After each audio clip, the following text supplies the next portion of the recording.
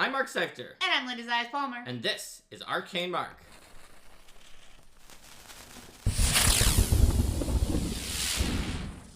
Hello crafting fans! And welcome to Arcane Mark. Jinx. So, today we're here to talk about crafting systems in games. Mostly TTRPGs, but you know what? Some of the stuff that we're talking about here applies to almost any game that has a crafting system. So, when we talk about crafting systems, there are two big questions that we want to ask, which is, what is the crafting system for? Like, what does it do? And who is the crafting system for? Like, who is it written for? Who are the target audience of this crafting system? And when you ask that question, you can start coming to understand why and how different crafting systems have been created in not just tabletop RPGs, but RPGs, CRPGs, open world RPGs, survival-y RPGs, farm sims, like pretty much every game that has a crafting system. You want to know, like, what is it for, what is it supposed to do, and who is it for? And when you do that, you can determine why the game designers make certain decisions when creating a crafting system. Mm-hmm. Like, for example, some of the purposes of crafting systems in video games, you have crafting systems as sort of a way to unlock access to new content or areas or abilities, and you have them as also a way to demonstrate that you have reached or achieved certain objectives. Like, because if you have a thing where it's like, you can make this, but you can't until you get ashwood, but you can't make ashwood until you get to a certain area. That's right. So, fundamentally, we talked in a previous Design Diaries about game economies and how there are different economies, different resources that can scale up to gain different benefits. Experience points are part of that. Gold pieces are part of that. Crafting systems, in almost every game, they might have different goals, but they have one shared goal, which is that it allows you to transform one part of the economy of the game into a different kind of thing. Generally, into a product that could be an item that you would either use or sell in the game. That is sort of something fundamental. Pretty much every game that has a crafting system has that as one of the goals of the crafting system. And the other thing that it could be, if it's not something that you use or sell, is like crafting a bridge or crafting a house or crafting some other thing that allows you to do something different with the way that you maneuver in the world. I would still consider that to be something you use, but not like... But when Fair I said enough, something you use, it might have sounded like it was like a staff of fireballs or like a magic sword. And to be fair, maybe what you craft is cosmetic. This is much more likely in a computer or video game where you can see everything that was crafted or like set it up somewhere, whereas if you did that in your tabletop RPG, you'd have to hire an artist every time to like adjust the painting of your room to include the thing that you crafted, and it's not as much of a big deal in that case. But in that case, for a more cosmetic style crafting for TTRPG might be more like, you know, I made myself like a garden because I wanted to have it, and now that's like a thing that's here, and it's not the things that are not going to have like a mechanical effect. Or I made a tavern, and now it's like, hey, this is my tavern. Yeah, that's what I mean by that, is that it may be something that's not interacting with the direct gameplay as much, but is more like, hey, I have this thing. Exactly. So, crafting is one way to turn a piece of the economy into an item. Now, in many games, buying is also a way to transform a similar part of the economy into an item. Depending on the game, they might use the same resource. They might either both use money because the game abstracts away the crafting materials, or they might use a different resource because you get crafting materials or you get objects that you could either sell for money and then buy items, or you could use for crafting yourself in crafting recipes. And the kinds of items that, and games differ too in how much the types of items that you can get from crafting are similar to the types of items that you can get from money. To what extent is crafting sometimes it's more that crafting is the cheaper way to get the things that you might be looking for, or it's the more reliable way, but the items are the same. And sometimes it's more that the things that you can get from crafting are different or special in some way, and then the thing you can buy, like, oh, I can buy the standard thing, but if I want to customize my item, or if I want to have an item with a cool property, or if I want to make this special type of thing that I can't otherwise have. That's right. So that sort of also gets into the who is crafting for. Depending on your crafting system, crafting might be just something that someone who aesthetically feels like their core concept is crafter, just wants to be seen as having crafting things. It could be for someone who is very nitty-gritty into mechanics and wants to play with a very complex crafting system. Usually you'll need a very different crafting system for that person than you will for the person who doesn't want fuss with their crafting system, just wants to feel like they've been crafting. When it comes to a video game, when it comes to a computer game, many crafting systems use a style of crafting that I'm going to call a bespoke recipe style. In a bespoke recipe style, you are given very specific items, and there are very exact recipes that use those items. Do you have one owlbear claw and 2 displacer beast tentacles? Well, that's exactly what you need to make a certain item that otherwise you cannot make with any other way in that game. And then in those games, oftentimes you have some ingredients like, the soul, like the earth soul or something like that are like, okay, this is a unique item that's only used for this special recipe. And then you'll have ones that are used across multiple recipes. And then so the system design allows for people to be like, okay, do I want to use my owlbear claws to make more potions of Sharp Fang? Or do I want to save them up and use them to make this particular thing that's like more difficult to make, but I only need one of them because it's like the mighty claw hand item that I can constantly use. That's right. So there are both benefits and drawbacks to the specific recipe version of crafting.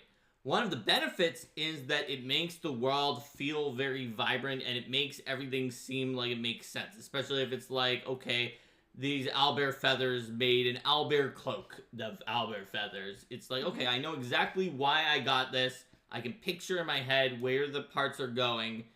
It has multiple drawbacks, and they're very substantial for a tabletop RPG, which is why very few tabletop RPGs use that system, even though very many video games and computer games do.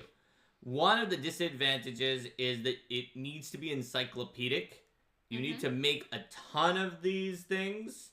And also, if there are like a few that are very strong or effective or useful, it's hard in a tabletop RPG to gun for them since they require a specific ingredient without the player just being like, okay, well, this is the crafting system we have, and it turns out that this thing that's made a part of Basilisk and part of Chimera is just very key to all character builds, so we need to hunt Basilisks and Chimeras in every campaign. Yes. To get the Basilisk eye and the Chimera tail every time. Yeah.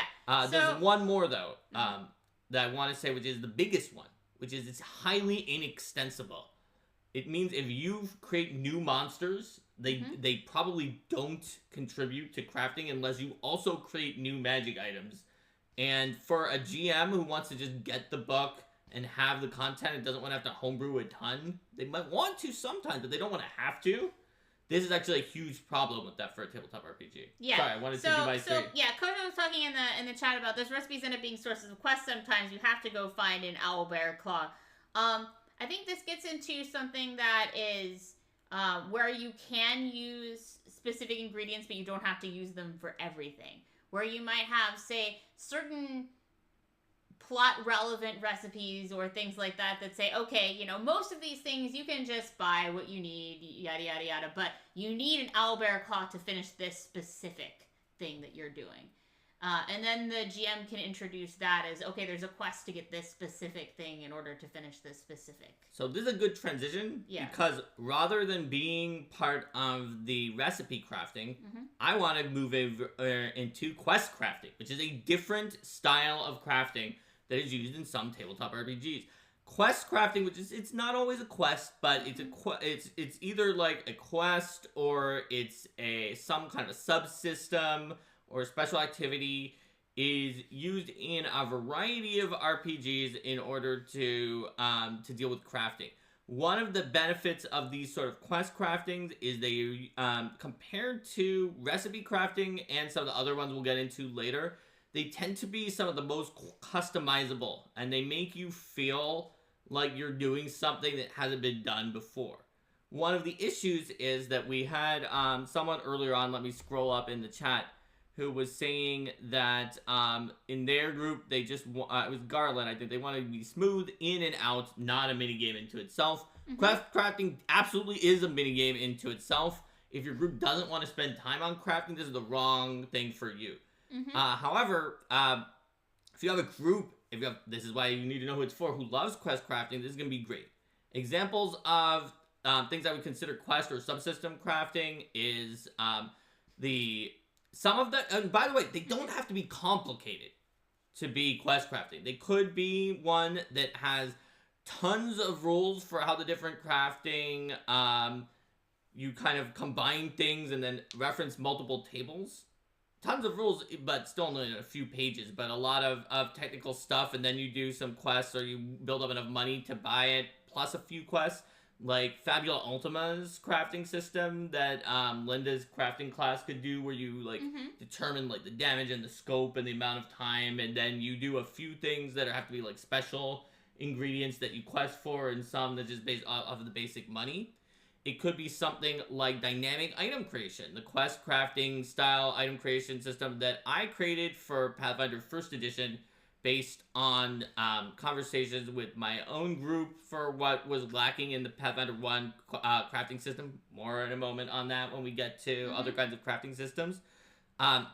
Where basically different weird events happen and you come up with ideas to solve them and use skill checks to potentially gain benefits that make your item unique, or get problems with your item if you fail to do so.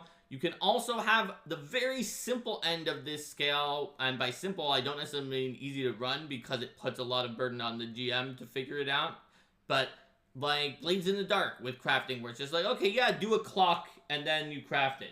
Yeah. And there's not much guidance on it, but it's also very simplistic. It doesn't have a ton of rules that you have to read. Just your player comes up with an idea of what they want, and you do a clock, and then they craft it. Clock being a progress tracker. It's a victory point progress tracker. We'll get into that in our next episode. Yes. But all of these are quest-based crafting systems in the sense that Garland from Chad's group would not want to do these because they definitely do become a minigame all of their own. But certain players, these are the best kinds because it feels like you're in the world. It feels like you're Ilmarinen from the Finnish epic Kalevala, and you're making the mighty Sampo, or that you are the Norse gods crafting the chain Gleipnir so that you can trap Fenrir and sacrifice Tyr's arm in order to get it on there, or any of the other mythical or legendary stories of some kind of like epic crafting techniques. And those can be combined with other sorts of things if you want to be like, okay, yeah, if you want to make a sword,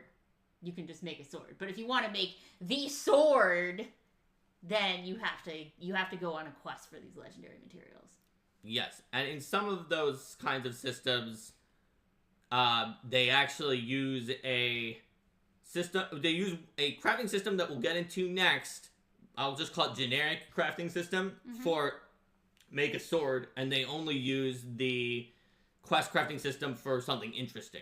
Like in Blades in the Dark, you just have it. You have a certain amount of loadout, and if you just wanted to have a dagger, you just do. There's no amount that the system determines whether you had it or not. Whereas in Fabula Ultima, it essentially is money that is used. So I would call that a generic crafting system if you if you're going to get some kind of basic item. Whereas if you're crafting some weird invention, then you use the quest crafting system. So, a very narrative quest crafting system that plays into literal quests or a subsystem or side is a very fun crafting system, but it's not for everyone. And if you have a big RPG and it's your only crafting system, you need to know when you're doing this, and this is absolutely true in the systems I named, that many groups will not use it at all. Yes. Because of the fact that it's hefty enough that they'll only use it if they have a big crafting fan. Because it also then gets into how much table time is spent on that. You know, how much does the group want to spend questing for materials when they feel like, oh, maybe we should be following the main plot instead of going off and doing all these other things. And if you have a group that's like, you know, some of the groups we talked about in pacing, where they're like, we must finish the main quest as quickly as possible, then they're going to feel like, oh, well, this is a diversion. We can't engage with this. I see a comment about Sword Basement Wizard, who is a character who has come up in a few of our past episodes, who's like, I'm going to sit in a basement crafting and making magic items constantly. Whenever I'm not questing, since the game says I need 8 hours to sleep, I will spend 16 hours crafting swords in the basement. Yes. So, I mean, Sword Basement Wizard does imply a few other general topics on crafting in terms of like how much benefit you can get from crafting and calibrating that we should discuss later. But we probably want to get into the third type of crafting system before we do that. Yeah, and Kojo also mentioned something that I would consider to be an offshoot of the crafting system that we discussed before.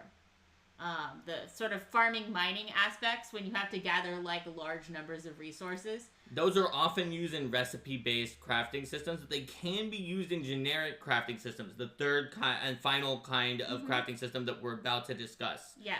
Usually not, though, especially in tabletop RPGs, because it's kind of weird to have a generic crafting resource and also make you farm and mine for it, because you always get the same thing every time, more or less. But you could theoretically do it and be like, have a table that describes the thing you found when you were mining, and then every time it just get X generic resource. And maybe sometimes you get more generic resource for the one that sounds more interesting. So it could be done. So the third type of crafting system is a generic size crafting system. This is one where when we peeled the veil back from crafting systems, we said that they're a way to transform one aspect of your game's economy into another, where usually the thing you create out of it is items that you can either use in some way or sell. Now, in a generic-sized crafting system, the part of the economy that you use, rather than being like some kind of quest that actually uses your group's attention and like adventuring time, or rather than being a recipe where you use very specific items, you use some kind of generic resource to get what you want.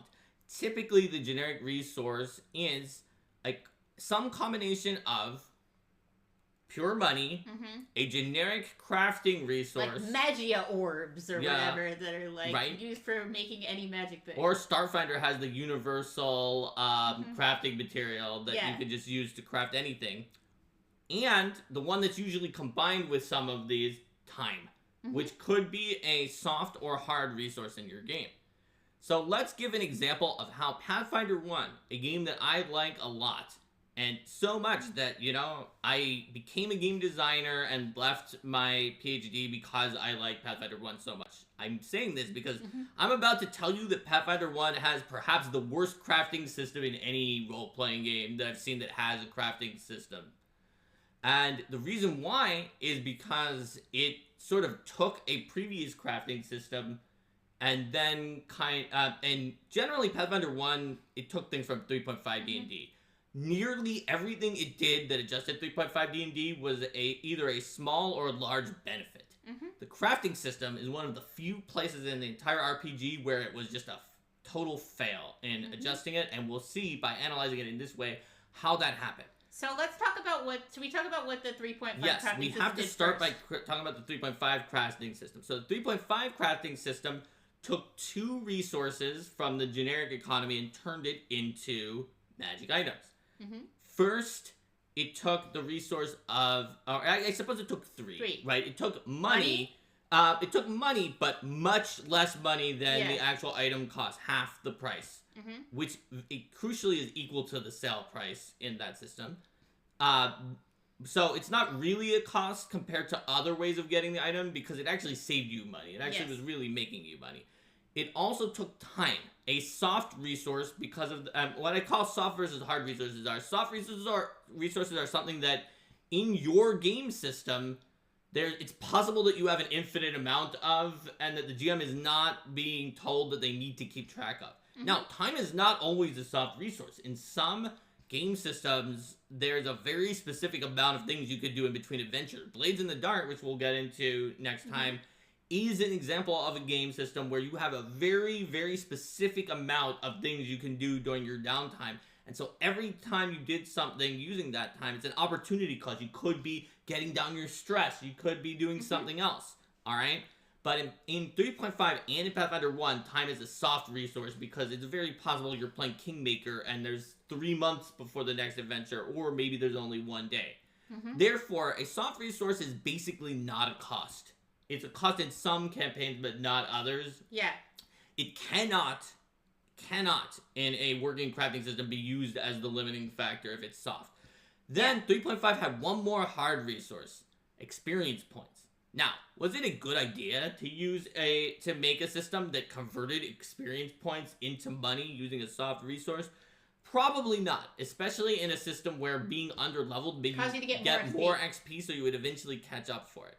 It at least did give some amount of blocking factor, because even though you would catch up for it, most people psychologically didn't want to be spending their XP willy-nilly, so it put some kind of limitations on it to transform XP into money. And there would be a decent amount of time if you were a frequent crafter, you would probably spend a decent amount of time being one level lower than the rest of your party. That's right. So it had some cost to it, but it was enough that people wouldn't always constantly be crafting and causing huge, massive blow-ups into the economy of items and gold. In Pathfinder 2nd Edition, removing XP as a cost, probably a good idea, because it wasn't a good cost. All they have to do is replace it with another hard resource. Unfortunately, it didn't. It replaced it with nothing. It does cause the crafting to be a system that, if depending on your use of the soft resource of time, just doubled your wealth. And allowed you very explicitly to sell any cool item the GM gave you, then craft it with 0 gold pieces of loss. Because you could sell for half and then craft for half. 0 gold pieces of loss into the most powerful min-max possible items that you could have had that were of an equal cost. Not only did that mean that it made you far more powerful than crafting normally would make you, but it also specifically did the opposite of what most crafting systems do to try to give you customized and cool items, of strongly encouraging you, or removing the last incentive to keep cool items that you found, which is that you'd have to sell them for half.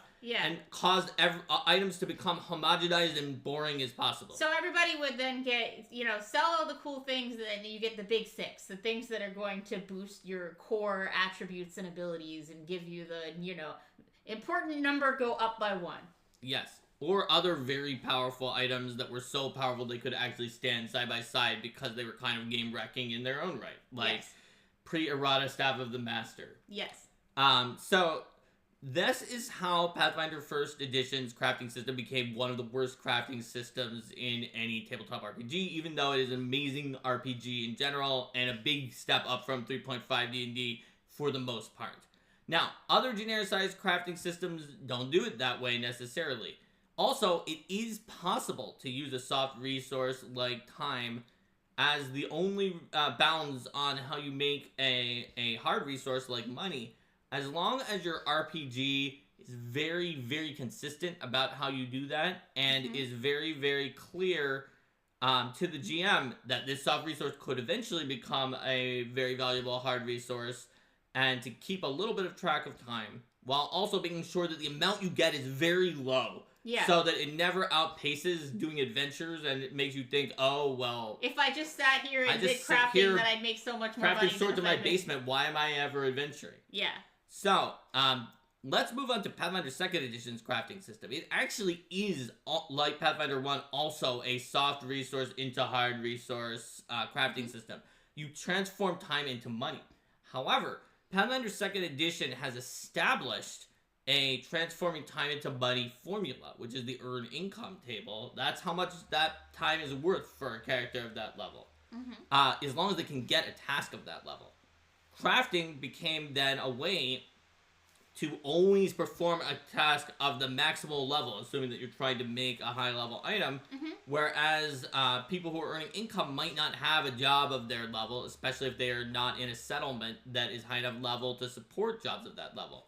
Now, there is another wrinkle in Pathfinder 2nd Edition's crafting system that came out of nowhere, and thus also shows you why making a crafting system that is very tied to other elements of the game is can be dangerous, because another change that you don't have control over can mess up your crafting system a little bit. So, for example, in Pathfinder 2nd Edition, the general idea, and that had a consensus in Pathfinder 2nd Edition, you can see it because the Game Master sections even mentioned this, was that settlements would not be that high of level. Even metropolises in the Game Master section of GM Core and Game Master Guide, it even says what level they usually are for a city or metropolis, and it's not that high of a level. At the time when crafting and earned income were first created, there was buy-off sort of across Paizo for what those levels would be, and the idea that even if you went to the top metropolises on the material plane, that like the biggest ones, that they would only be somewhere in the mid-levels. You wouldn't be able to get to those ridiculously high-level things unless maybe you went into the plains or some place that nobody could get to at low levels to find these giant interplanar metropolises that dealt with like multiple realities at the same time. Yeah. Then, just later, after all of the system was created, there was some pushback and sort of went back on that idea. I was like, nah, never mind. Absalom's level 20. All these other settlements are also nearly level 20. Like there are many 17 plus metropolises that are created, because every time it's like, well, there's some people that are high level here. Oh, and Absalom's level 20. And so that sort of pulled up every settlement's level to be way higher than they were initially intended to be. This made crafting less valuable in Pathfinder 2nd Edition because its main benefit was allowing you to craft at your highest possible level while spending a few days at the beginning to start off the crafting project, whereas getting a job usually took a few days at the beginning, especially a high-level job. But if you're in a high-level settlement, you can then just coast on that job forever, and you'd actually just make more money than crafting. Yeah. So it's an example of where something else can change, and it makes it so your crafting system's value sort of goes down or changes with it. However, it's an improvement over Pathfinder 1st Edition crafting because it standardized the amount of money to tell you how much a downtime day was worth, making the soft resource of time a little less soft. In Pathfinder 1, there was a second type of crafting that made an amount of money that was like 1% of the amount of money that magic item crafting made. And there were other ways to earn money in your downtime. There were also, with profession, there were also a third formula that was worse than either of those two formulas. And so it wasn't standardized, and it caused some issues with the magic item crafting system. So when it comes to generic crafting, the benefits of it is the easiest. By far the easiest. It's quick. It's also very extensible. Quest-based crafting, you always have to come up with something bespoke. Recipe-based crafting, the game designer has to come up with a bunch of stuff, but then also you can't extend it without you coming up with a bunch of stuff. Generic crafting, super extensible. You could just extend it automatically to anything because it's just using generic resources. There's a question here. Was it intended that getting crafting formula would be easier than getting items? It was. It's always intended that crafting formulas would be a great reward that could be much easier than finding the item, and so that might allow you to get an uncommon item, say, that you otherwise might have taken a little longer to find a full crafted product, but it'd be faster to find someone who knew how to make it, but was like, yeah, I know how to make it. I'm not spending the time to make it for you, but I will sell you the formula. As opposed to like a finished product on the market. So that was always a possibility for Pathfinder 2. Now I want to discuss the ability to do something that's kind of a little bit in between. The completely generic crafting system and the completely bespoke recipe crafting system. Are you going to talk about monster parts? Yes, the monster part system is kind of a hybrid of those.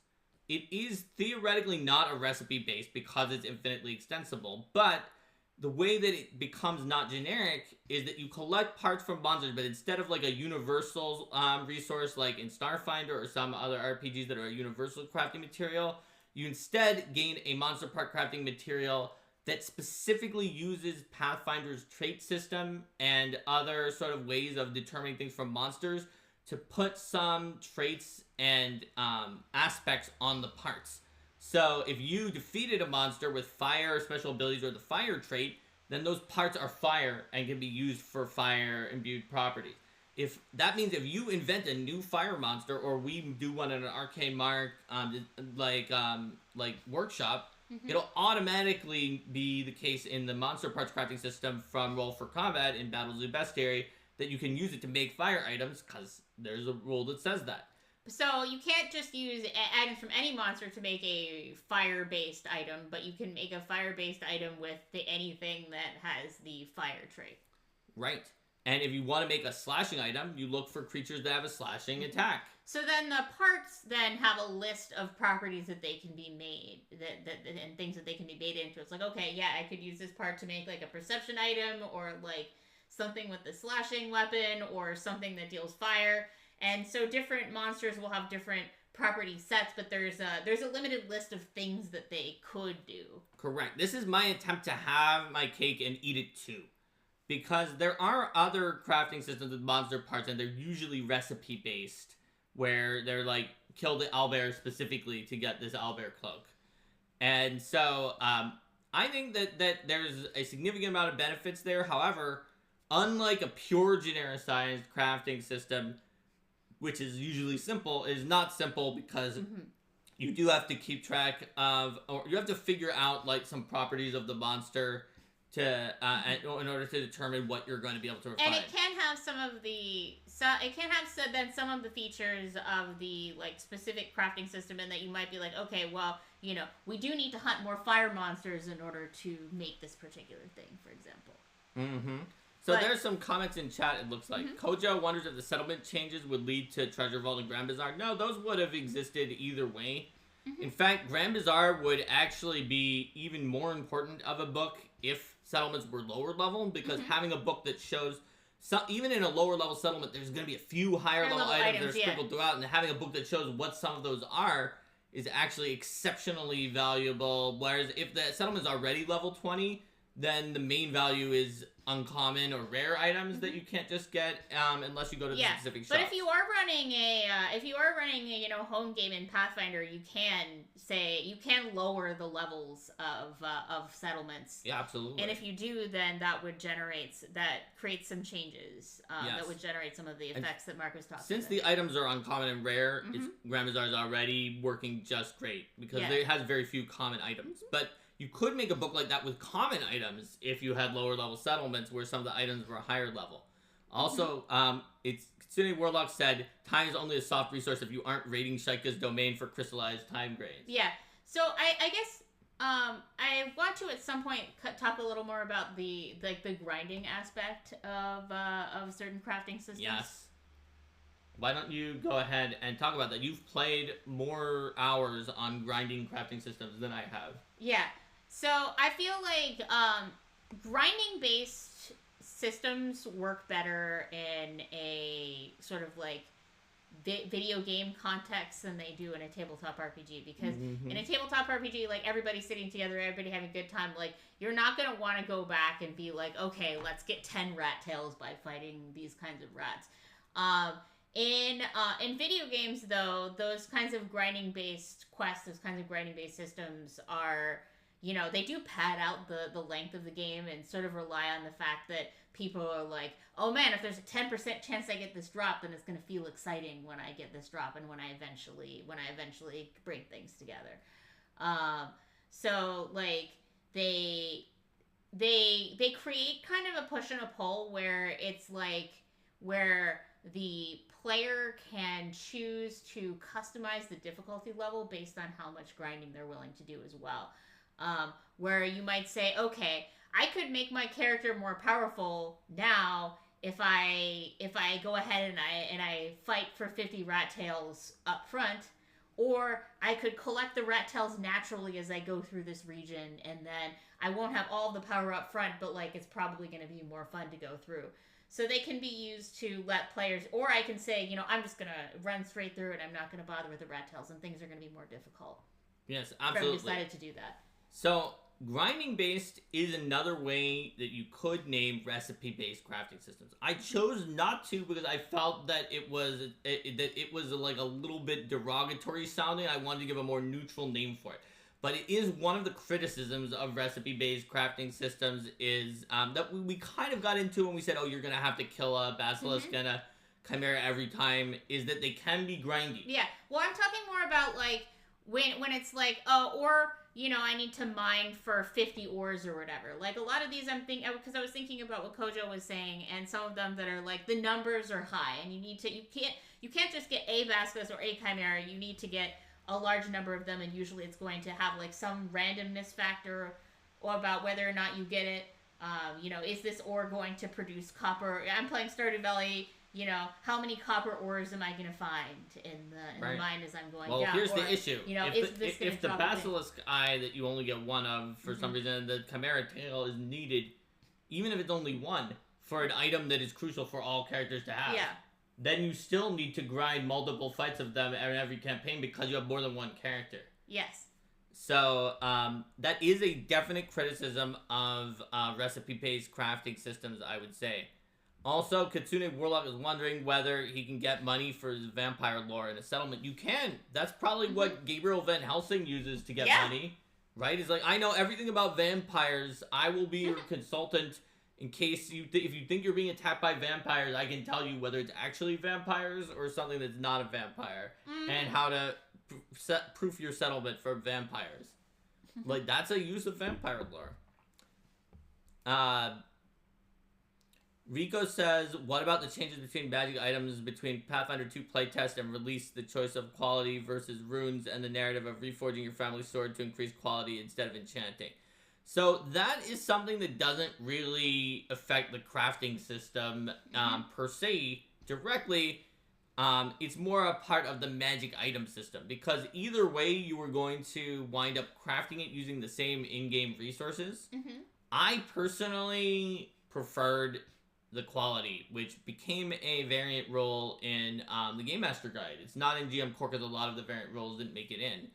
And there were other designers at Paizo who did, but the playtesters didn't. They wanted it to be all magic. I thought it would be cool if the accuracy came from how well the weapon was crafted, and the extra damage came from the magic that makes it, like, do tons of damage because it's magic. Like, that felt like it made sense to me, and that it was a cool way to indicate that the better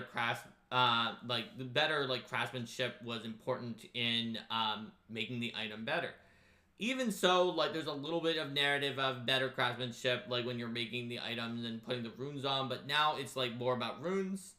It doesn't really change the item crafting system, though. It's more about more about the story. It's more about what magic items exist in the game, which is sort of related to the crafting system, but is not directly as relevant unless you're in a recipe-based system, where it is more relevant.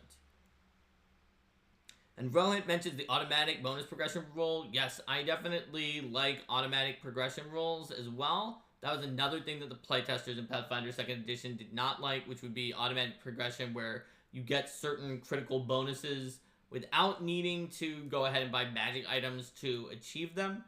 But people wanted it from magic items. So, like, that's also part of the itemization system, which is very related to, but not quite the same as the crafting system. What is it that, what are the kinds of things that items can do? And what are the kinds of things that, versus what are the kinds of things that leveling up can do, or your class can do? Exactly. That's right. And so, it is also important to know what kind of items exist in your game, because depending on the itemization of your game, it might be difficult to use a certain crafting system. For example, if you have a completely bespoke recipe-based crafting system, I was just assuming that this Basilisk Eye and Chimera Tail thing was just like a really strong item. Maybe it was overpowered. But if you have a game where it's just like there's actually plus to hits or like plus to your armor, and you need a basilisk eye and a chimera tail to do that, that is actually just like full stop horrible. Yeah. Because then then it's like, all right, this is the part where we stop having fun doing new and interesting stuff and go get the basilisk eye and the chimera tail. And the GM is, the players are like, yeah, we're not doing anything else until we find this. GM, where's the basilisk? It's like, well, basilisks live in these certain rocky, mountainy areas, and you're in a rainforest. It's like, yeah, well, we're leaving. We're going to a rocky, mountainy area. Mm-hmm. We need a basilisk and a chimera. We're not doing anything else until we get them because it gives us a plus to hit. Yeah. So when you have certain things that are allowed to be made by your items, it makes it more difficult to use certain crafting systems. And in general, I don't want to paint with too broad a brush, but a recipe-based system works well for items that do some kind of eclectic thing, especially if they're related to the ingredients you needed for the recipe. Like, yes, I got levitation wind feathers, and it makes this this flying cloak of feathers that I can wear on my back. Those are great for those systems where there are just fundamental things that you need, like fundamental runes in Pathfinder 2 work well on generic crafting systems, or something like the hybrid that I mentioned where it's theoretically generic / recipe based, and almost everything, there's large numbers of creatures that can help you out, like roll for combat monster crafting, where huge swaths of the monsters can get you that +1 to hit. And items that are just like kind of special, different, maybe especially if the players are able to customize it or come up with their own idea for the items, work especially well for crafting systems that are quest crafting. We're always talking about individual activity in a team-based game. I want to say something like a little bit related to that and circling around a little bit and then get specifically into that. That some of these recipe-based things work best when people are basically playing single player, and it's like, all right, I can decide how much time I want to play on this, or maybe they're playing an MMO, but like each person is individually playing and deciding how much investment they want to have. But Rogue was talking about crafting often being individual activity in a team-based game. How would you make it something where all players are involved? Well, I would say the dynamic item creation system that I made for Pathfinder 1 very intentionally made the whole party get involved. Or maybe not everyone, but it was intended to get more people involved. So the way that it works is that you are crafting, and as you go along, every so often, you meet a challenge. And you don't know what that challenge is going to be, whether it's going to be like ley lines, or like there's something wrong with the recipe, or the ingredients that you need are like sprouted legs and run away. Yes, or became illegal, or are just not being found in the area. And then you wind up needing to use a variety of skills to solve these problems that your main crafter probably doesn't have them all. And so you get other people involved, and you're like, look, I need an illegal ingredient. Rogue, can you go to your contacts in the black market and secure it for me? To be able to secure this illegal ingredient? Or be like, oh man, this item requires the hair of a royal. This is not good. Yeah. Bard, you're a noble. Can you get a hair of a royal? Or maybe thief, you could sneak into the castle and get a hair of a royal by plucking it off their little head. And it's easier to get it off the hairbrush, really. Or their hairbrush, maybe, if they keep that around, or don't try to like hide it so that it can't be used for like thaumaturgy to like. Yeah, I mean, in a setting where hair can be used for things, I feel like your hairbrush would be pretty. Maybe even harder than your head. Or they would just incinerate the hair off the hairbrush. Incinerate the hair off the hairbrush as soon as it's used. Yeah. Have that be a responsibility. Regardless, that system was meant to encourage the party to work together and to feel like they accomplished things as a group, rather than just one person being like, yeah, I'm going off and just gonna make these items. So I would say quest-based crafting is one of the best ways to get the whole party involved. Because the focus then is on the quest that's used to attain the item, and then it's like, and then you make the item, and like that's not the focus. If you want the whole party to be involved in crafting and feel like the crafting was a shared experience, quest-based crafting. If you want the whole party to be involved in arguing with each other, then recipe-based crafting, where you get fundamental, important items from the ingredients. Because there's nothing that will get more party engagement than when you finally killed that one basilisk that the GM's like, yeah, it'll probably be like 10 more sessions before you find another and basilisk. who gets the +1 and first? it's like the barbarian versus the fighter versus the rogue all want the +1 on their weapon first. I mean, to be fair, you do have some aspect of that dynamic when you find, like, your first rune or whatever, and you have to decide who to put it on. You do, like, it's not... but you know you're going to get another one soon, or that you could have enough money to get it. Yeah. Whereas when it's a rare ingredient that you never... You might not ever get another one. Who's the only one who gets the... Yeah. Who's the only one who gets it when you're not sure if you'll ever see another one again, or if you do, it could be, like, really, really long from now. You'll have a lot of discussion. It might actually be agreed, and everyone's like, yeah, the barbarian does so much per hit that we need to raise accuracy on the barbarian because it has more of a return of the investment. Yeah. Maybe everyone agrees with that. When the rogue, it's like, I agree. I'm sad, but I agree that it's the barbarian. Or we say, okay, let's put it on a weapon that both the fighter and the... Let's put it on a weapon that, you know, the fighter and the barbarian are both, like, really strength-based. Let's put it on a weapon that probably is mostly wielded by the barbarian, but that the fighter can use if the barbarian's players We'll put it on this great sword. And rogue, you can't use it. So your new job is to just... When the barbarian finishes her turn, you grab it from the barbarian and give it to the fighter. And then the fighter goes next and attacks. Well, you're a valet now. At that point, you've made an item that's so powerful that you've created another balance issue. With transferring it from one player to the other is more valuable than the entire character's turn. Like, it could be possible.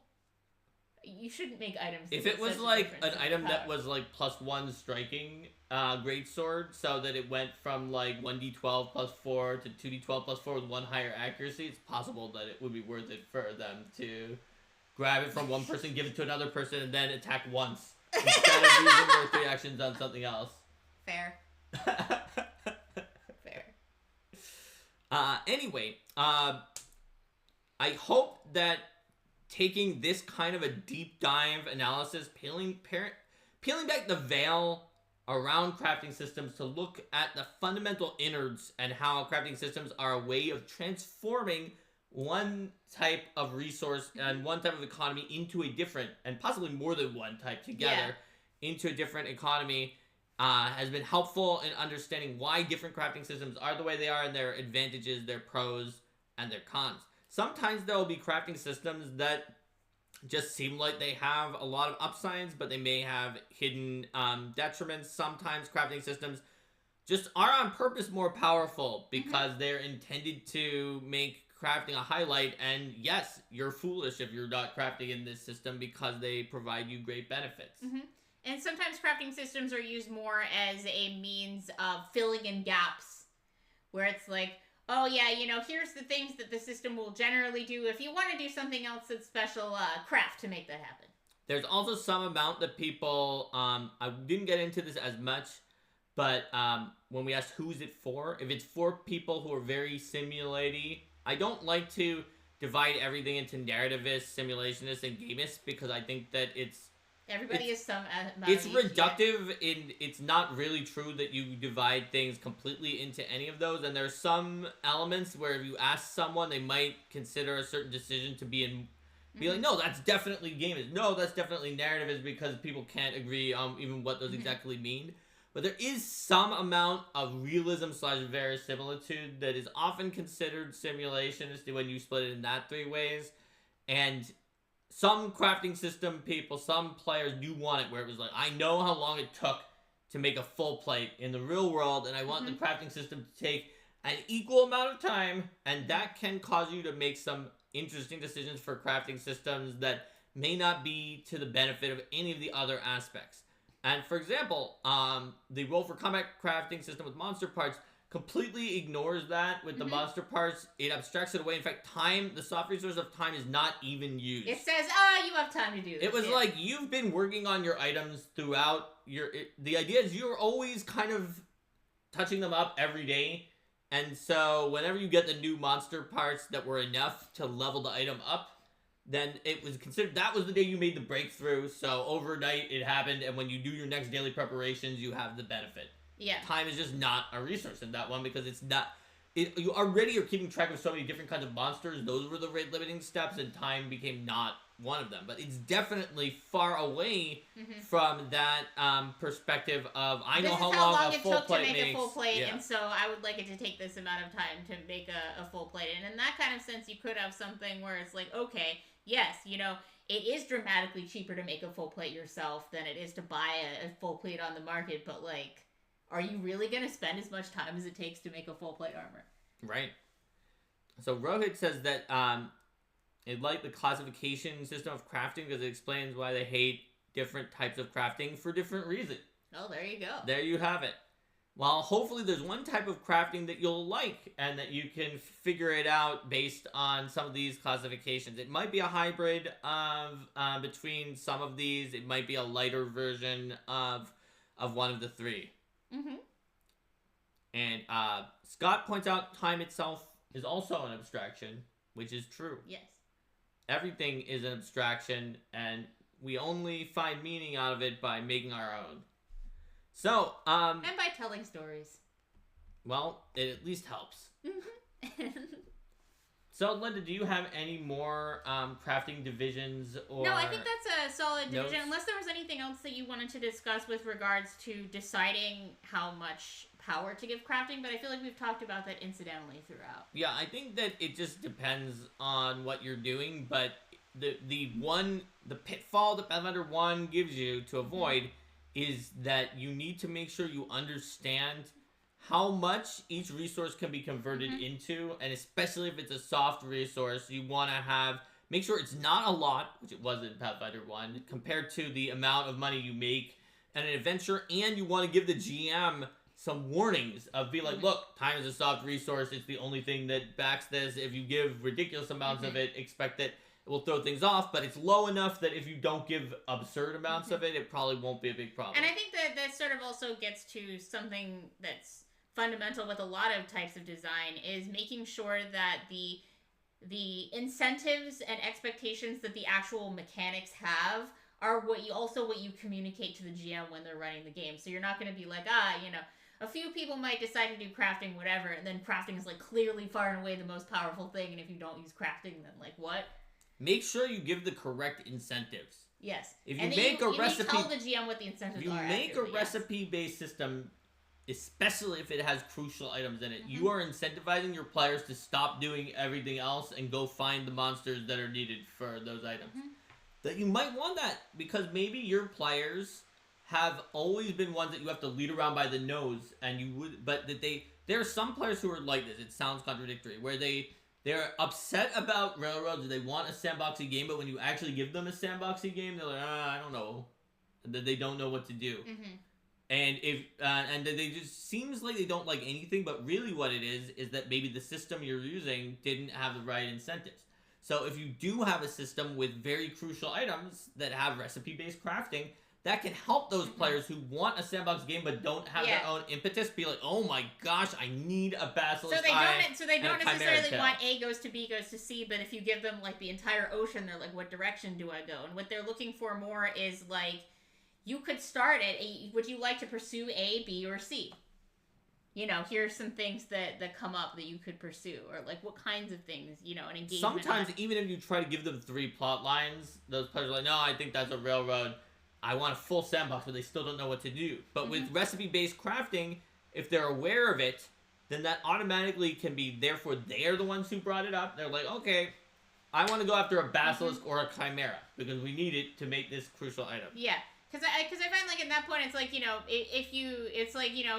some examples of kinds of things that you could pursue here are, you could try to investigate something that's going on here, or, like, for that kind of thing, I could see them being more like, oh, let's go search for rumors, and here's some rumors that you find, and, like, what do you want to pursue, and how do you want to do it?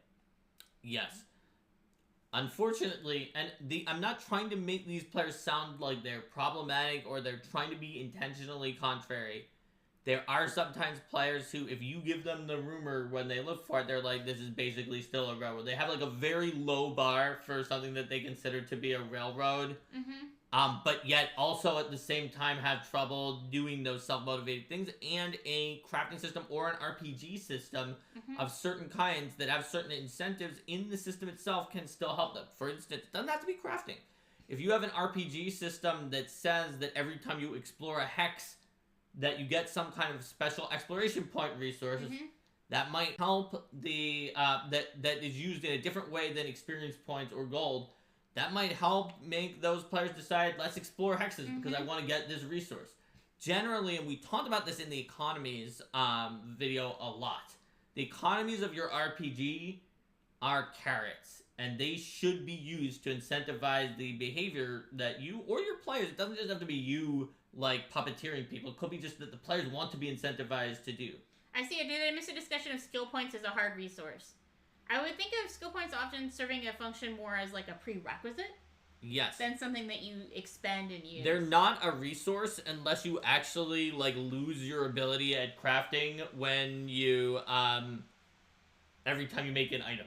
Which, that sounds weird that you may lose permanent stats for making an item, but we didn't get into AD&D crafting where your constitution score goes down permanently whenever you make a permanent magic item. So, it isn't impossible. Yes, Scott, exactly. The more I craft, the worse I get at crafting. But I do think we could talk a little bit about, a hard like, resource. you know, the idea that you may have a system where, you know, not everyone can craft everything. Maybe you need a special feat to craft a specific type of thing, or you need to reach a certain skill level to be able to craft something. That has prerequisites or investments that you need to make to be the crafting character. And depending on your crafting system, you might require higher or lower degrees of investment.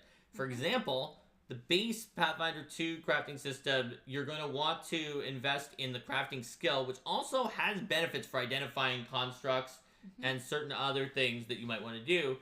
And then you also are going to want to invest in the skill feat magical crafting. There's some other ones you can get, but the magical crafting gives you like 99% of the important things that you want. Yeah. Whereas in monster parts crafting, you don't need to invest in anything because the monster parts are the resource. You don't have the prerequisites. You don't have the investments. There's an optional sidebar for if people want to put in like a hoop you have to jump through. But normally it's just assumed, hey, people are doing this. They don't need to be investing character resources. So crafting does often require some investments. You might need to like buy a crafting kit or build a forge or something like that to craft depending on the game. Those, however, are still not a hard or soft resource. They are requirements. Yeah. Unless your forge blows up every time you craft an item, or you lose crafting skill when you craft an item, which is very unusual. But even your forge blowing up every time you craft an item is then more like the crafting cost of making an item is you have to start by building another forge. Correct. But then the forge becomes a resource for which then the forge becomes a resource instead of, Or, you know, like, you could have a system where, like, to make permanent items requires a soul. And then, it's the souls are part of the items in that system. And so it's very weighty. It adds a lot to it. It doesn't have to just be gold or money or monster parts. And how difficult the items to acquire makes a lot of difference in the way that the impact that the items are going to have on the story. Absolutely.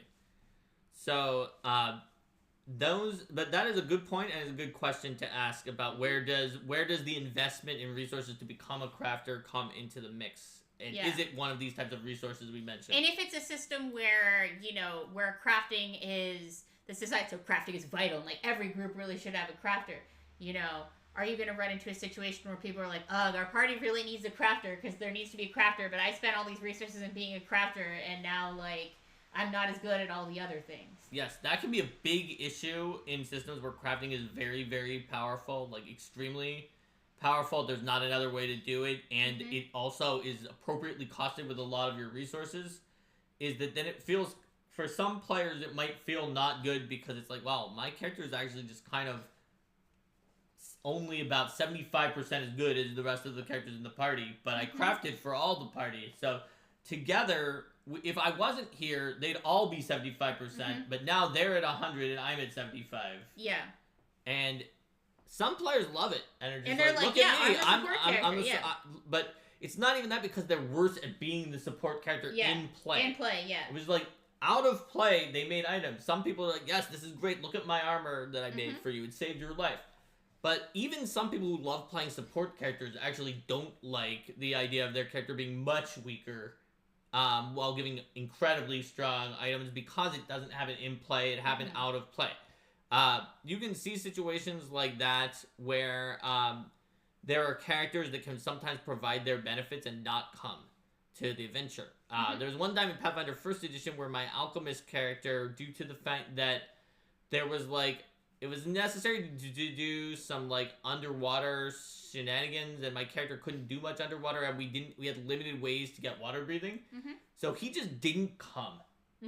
He gave all of his daily ingredients to the rest of the party. He made stuff. He's like, here guys, drink the ones you need when you need them. I'm just gonna be on the shore. You can come back to ask me any questions if you need me. And then I just didn't play. Yeah. I was perfectly happy to do that, but not a lot of players would be, and it was the correct decision. If I was there, I would have been a liability to the rest of the party, and I wouldn't have done anything because I gave all of my items to other party members. Yeah. So this is a more extreme version of that, but it is true that you have to worry about that when you have a system that gives powerful benefits for a powerful cost. It's one benefit to sometimes just being like everybody can do it. Yeah. Or having the cost be relatively low. Yeah, like in Pathfinder 2nd Edition, the cost it's not very high because, like you were saying, you can use the crafting skill for other things, and you have a lot of skills. Absolutely. So it's not like, oh, a huge portion of my character is that I can do this. Or if your character is super about crafting, they're probably like someone like an alchemist or inventor is like, I'm super about crafting, and then therefore I unlock all these other abilities that I do. 100%. Yeah. All right. So, everyone, let's say goodbye to YouTube and then do our outro. Bye, YouTube. Bye.